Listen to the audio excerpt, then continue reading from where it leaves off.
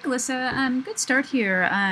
Yeah, I really like the attractions that you've made, and I think that you're making good progress on trying to unify these.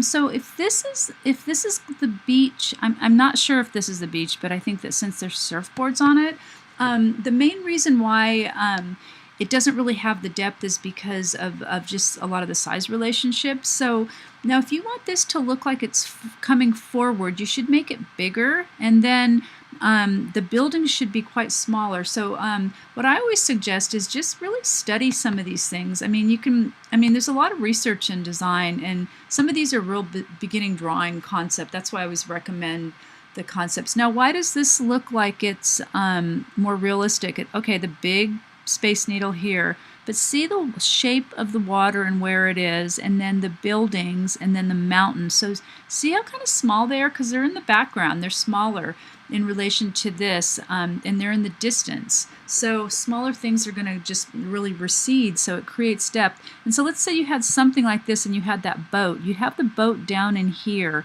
and it would, since the Space Needle's so big, if you had it like the size of the clock, it would look kind of like it was closer to the buildings, but if you made it really big in the front, it would look like it was closer.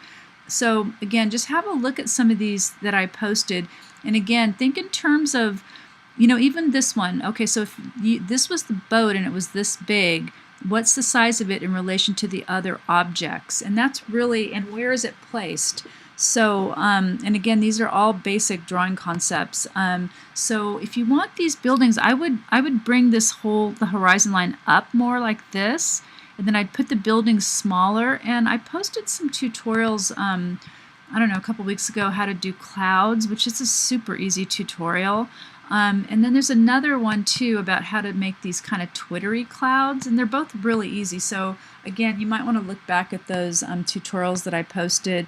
And again, gradients in the sky usually go from light to dark. So that's another thing you might want to think about. That will also work to unify. I wouldn't put a gradient in this direction because it doesn't really do anything. It doesn't, gradients are usually for a reason. So again, if you have a look at some of those tutorials, that will really help the clouds out a little bit. And again, let me see if I can find another example. But again, this is a good one. I know it's pretty small, huh?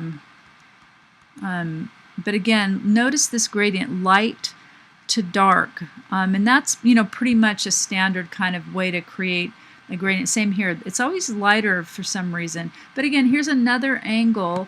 And again, really small back here because it's further away, and we're looking down, so we're seeing the tops of the buildings. So again, these are some basic kind of drawing techniques. So I'm not going to go on about it or anything, but I just wanted to give you, some feedback for this. And I think you're off to a really good start. I can't remember what city it is, but I really like that how you've drawn this, and it really just helps to draw it yourself. I mean, live paint's great, but you don't really learn much from using live paint and those trace tools.